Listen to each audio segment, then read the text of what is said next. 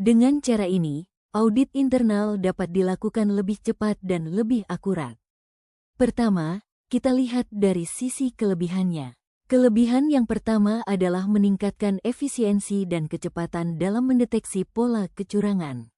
Mempelajari dan menyesuaikan diri terhadap pola kecurangan baru. Mengurangi ketergantungan pada analisis manual auditor dan mengurangi ketergantungan pada analisis manual auditor untuk kekurangannya sendiri, yaitu yang pertama. Membutuhkan data yang besar dan berkualitas tinggi untuk hasil akurat. Biaya implementasi dan pemeliharaan sistem relatif tinggi, mengurangi ketergantungan pada analisis manual auditor dan diperlukan keahlian teknis tinggi untuk pengoperasian dan interpretasi hasil. Selanjutnya kita bahas mengenai Blockchain Analysis Tools. Blockchain Analytic Tools adalah software atau platform yang dirancang khusus untuk melacak, menganalisis, dan memvisualisasikan transaksi pada jaringan blockchain. Alat ini membantu auditor dan investigator dalam mengidentifikasi aktivitas mencurigakan, seperti pencucian uang, penipuan kripto, atau transfer aset ilegal. Contoh Blockchain Analytic Tools. Chainalysis. Chainalysis berfokus pada anti-money laundering, AML, investigasi kecurangan, fraud investigation, dan kepatuhan terhadap regulasi, regulatory compliance. Perusahaan ini memiliki database paling lengkap untuk mengidentifikasi alamat wallet yang terhubung dengan aktivitas ilegal. Chainalysis banyak digunakan oleh institusi keuangan, platform exchange kripto, serta aparat penegak hukum dalam melakukan analisis dan pemantauan transaksi berbasis blockchain. Elliptic. Elliptic berfokus pada pendeteksian aktivitas keuangan ilegal di jaringan blockchain, terutama yang berkaitan dengan kejahatan finansial dan compliance. Elliptic unggul di machine learning untuk pattern recognition dan support untuk berbagai blockchain. Elliptic banyak digunakan oleh bank, bursa kripto, crypto exchanges, dan regulator keuangan guna memastikan kepatuhan terhadap regulasi, regulatory compliance, dan mengurangi risiko kejahatan finansial berbasis kripto. Manfaat dari Blockchain Analytic Tools. Blockchain menyederhanakan proses transaksi dengan berperan sebagai buku kas digital terdesentralisasi yang dapat diakses kapan saja dan di mana saja tanpa memerlukan otorisasi dari lembaga perbankan. Teknologi ini memastikan transaksi yang aman, transparan, dan sulit dimanipulasi, sehingga mampu mengurangi risiko penyelewengan data, seperti suap, korupsi, maupun pencurian informasi secara ilegal. Kelebihan dan kekurangan dari Blockchain Analysis Tools. Pertama, kita lihat dari sisi kelebihannya. Kelebihan yang pertama adalah sistem yang lebih transparan. Karena setiap transaksi yang terjadi di blockchain tercatat secara permanen dan dapat ditelusuri, hal ini membuat proses audit dan investigasi menjadi lebih mudah. Kelebihan kedua adalah keamanan data yang lebih baik. Blockchain memiliki struktur yang sulit diubah atau dimanipulasi, sehingga membuat data lebih terlindungi dari peretasan maupun modifikasi ilegal. Berikutnya, blockchain juga memberikan audit yang lebih baik. Catatan transaksi yang tersimpan secara kronologis memungkinkan auditor melihat jejak transaksi dengan sangat detail. Selain itu, blockchain memiliki penyimpanan data yang lebih fleksibel, karena data disimpan dalam jaringan terdistribusi. Artinya, tidak ada satu pihak yang memegang kontrol penuh, sehingga risiko kehilangan data jauh lebih rendah. Namun, selain kelebihannya, ada juga beberapa kekurangan dari penggunaan blockchain. Kekurangan yang pertama adalah biaya yang mahal. Implementasi blockchain membutuhkan infrastruktur dan tenaga ahli yang tidak sedikit, sehingga biaya awalnya cenderung tinggi. Kekurangan kedua adalah bahwa teknologi ini tidak ramah lingkungan. Banyak sistem blockchain, terutama yang berbasis proof of work, membutuhkan energi listrik yang sangat besar. Dan yang terakhir, blockchain juga dapat menjadi sarana kejahatan. Meskipun transparan, blockchain juga memberikan anonimitas tertentu, sehingga beberapa pihak memanfaatkannya untuk kegiatan ilegal seperti pencucian uang atau transaksi gelap jika tidak diawasi dengan baik. Dengan melihat kelebihan dan kekurangan ini, kita dapat memahami bahwa blockchain analysis tools memiliki potensi besar dalam membantu deteksi kecurangan, namun tetap membutuhkan pengawasan dan implementasi yang tepat.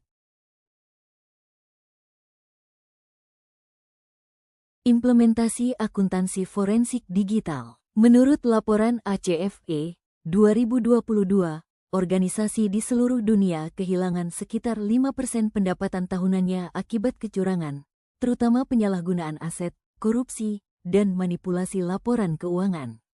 Kondisi ini menunjukkan bahwa metode pengawasan tradisional sudah tidak cukup, sehingga dibutuhkan pendekatan yang lebih modern dan berbasis teknologi. Di era digital, akuntansi forensik berkembang melalui penggunaan big data analitik, artificial intelligence, machine learning, dan blockchain. Teknologi ini membantu mendeteksi anomali, menganalisis pola kecurangan, dan menelusuri jejak digital dengan lebih cepat dan akurat. Namun, penerapan teknologi tersebut masih menghadapi tantangan, seperti keterbatasan infrastruktur, resistensi pengguna, dan kurangnya tenaga profesional yang ahli di bidang teknologi dan akuntansi investigatif. Pada slide ini, saya akan membahas beberapa tantangan yang muncul dalam penggunaan teknologi untuk pemeriksaan kecurangan, serta solusi yang dapat dilakukan untuk mengatasinya. Tantangan yang pertama adalah keterbatasan infrastruktur dan keamanan data. Banyak organisasi masih memiliki sistem digital yang belum memadai, sehingga teknologi tidak bisa dimanfaatkan secara optimal. Selain itu, risiko kebocoran atau pencurian data juga dapat meningkat jika keamanan siber belum kuat. Solusi dari tantangan ini adalah meningkatkan investasi pada infrastruktur digital dan keamanan siber. Dengan sistem yang lebih modern dan perlindungan yang lebih ketat, penggunaan teknologi akan menjadi jauh lebih efektif dan aman. Tantangan berikutnya adalah resistensi atau penolakan dari pengguna. Tidak semua individu siap beradaptasi dengan teknologi baru karena perubahan dianggap menyulitkan atau menuntut kemampuan tambahan. Solusi yang dapat dilakukan adalah memberikan pelatihan dan sertifikasi bagi profesional akuntansi forensik. Dengan pelatihan yang tepat, pengguna akan lebih percaya diri, memahami manfaat teknologi, dan mau beralih dari cara kerja manual ke sistem yang lebih digital. Tantangan yang ketiga adalah kurangnya tenaga ahli di bidang teknologi dan akuntansi investigatif. Penggunaan teknologi canggih membutuhkan peran profesional yang memahami baik aspek IT maupun akuntansi forensik, dan jumlah tenaga ahli seperti ini masih terbatas. Solusi yang dapat diterapkan adalah membangun kolaborasi antara ahli IT dan auditor forensik. Dengan bekerja sama, kedua bidang dapat saling melengkapi sehingga proses investigasi menjadi lebih akurat dan efisien. Tantangan yang terakhir adalah risiko kesalahan atau bias dalam algoritma analisis data. AI dan sistem analitik bisa saja menghasilkan keputusan yang tidak akurat jika data yang digunakan tidak lengkap atau terdapat bias tertentu. Solusi untuk mengatasi hal ini adalah mengembangkan pedoman etika dan pengawasan terhadap penggunaan AI dan data. Dengan adanya aturan yang jelas dan evaluasi berkala, penggunaan teknologi dapat tetap objektif, transparan, dan dapat dipertanggungjawabkan. Dengan memahami berbagai tantangan beserta solusinya, kita dapat melihat bahwa penerapan teknologi dalam akuntansi forensik tidak hanya membutuhkan alat yang canggih, tetapi juga strategi yang matang dan pengelolaan yang tepat. Studi kasus. Latar belakang kasus. Laporan keuangan tahunan Garuda tersebut dinyatakan cacat setelah ditemukan fakta bahwa Garuda Indonesia mengakui pendapatan terkait kerjasama yang dilakukan dengan PT Mahata Aero Teknologi atas pembayaran yang akan diterima Garuda setelah penandatanganan perjanjian, sehingga hal tersebut berdampak pada laporan laba rugi Garuda. Melihat hal ini, dua komisaris Garuda tidak turut menandatangani laporan keuangan 2018 tersebut. Kementerian Keuangan melalui Pusat Pembinaan Profesi Keuangan kemudian melakukan pemeriksaan terhadap akuntan publik Kasner Sirumapea dan Kaptanubrata, Sutanto, Fahmi, Bambang dan rekan, anggota Organisasi Audit Internasional BDO, yang melakukan audit atas laporan keuangan PT Garuda Indonesia terbuka tahun buku 2018. Kementerian Keuangan menemukan telah terjadi pelanggaran atas standar audit, SA, Standar Profesional Akuntan Publik, SPAP, SA 315, SA 500, dan SA 560 yang dilakukan oleh auditor dari KAP yang berpengaruh pada opini laporan auditor independen, LAI. PT Garuda Indonesia telah mencatat pendapatan yang belum direalisasikan sebagai laba, yang bertentangan dengan prinsip akuntansi yang berlaku. Sanksi yang dijatuhkan pada tanggal 28 Juni tahun 2019, sanksi untuk auditor dari Sri Mulyani adalah pembekuan izin selama 12 bulan. Kepada PT Garuda Indonesia Terbuka, OJK memberikan perintah tertulis untuk memperbaiki dan menyajikan kembali laporan keuangan tahunan tahun buku 2018 serta menjatuhkan sanksi administratif berupa denda sebesar Rp100 juta. Sanksi denda masing-masing sebesar Rp100 juta dikenakan kepada seluruh anggota direksi Garuda dan Rp100 juta secara tanggung renteng kepada seluruh anggota direksi dan Dewan Komisaris yang menandatangani laporan tahunan PT Garuda Indonesia Terbuka tahun buku 2018. Dalam proses investigasinya, terdapat beberapa teknologi dan metode yang digunakan. Yang pertama adalah penggunaan akuntansi forensik dalam investigasi. Melalui akuntansi forensik, auditor dapat menelusuri kembali transaksi secara detail, memeriksa dokumen pendukung, serta mengidentifikasi pola atau kejanggalan yang mengarah pada praktik manipulasi laporan keuangan. Pendekatan investigatif ini sangat membantu untuk menemukan bukti yang lebih kuat dan akurat. Selanjutnya, proses investigasi juga melibatkan analisis laporan keuangan menggunakan data analitik. Beberapa teknik yang digunakan antara lain, Financial Ratio Analysis, yaitu analisis rasio keuangan untuk melihat apakah ada angka yang tidak wajar atau melonjak drastis dari tahun sebelumnya. Revenue Recognition Analysis, yang membantu memeriksa apakah pendapatan diakui sesuai dengan standar akuntansi yang berlaku. Pada kasus Garuda, analisis ini penting karena manipulasi terjadi pada pengakuan pendapatan.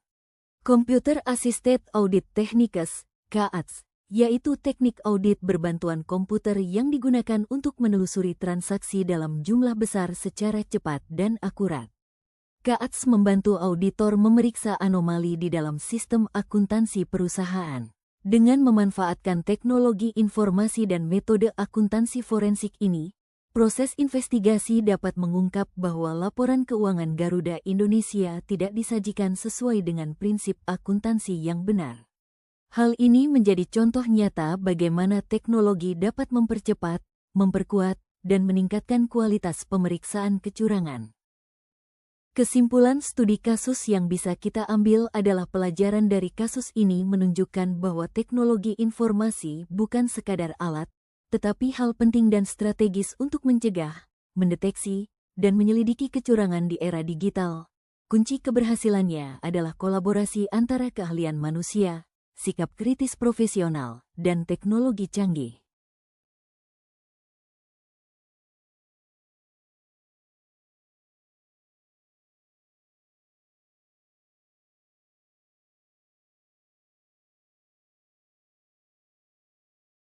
Kesimpulan dari presentasi saya hari ini adalah, penggunaan teknologi informasi berperan penting dalam pemeriksaan kecurangan dan akuntansi forensik di era digital. Teknologi membantu auditor mendeteksi pola transaksi mencurigakan, menelusuri jejak digital, dan menganalisis data dalam jumlah besar dengan cepat dan akurat. Dengan alat seperti data analitik, digital forensic tools, dan artificial intelligence, proses investigasi menjadi lebih efisien dan objektif.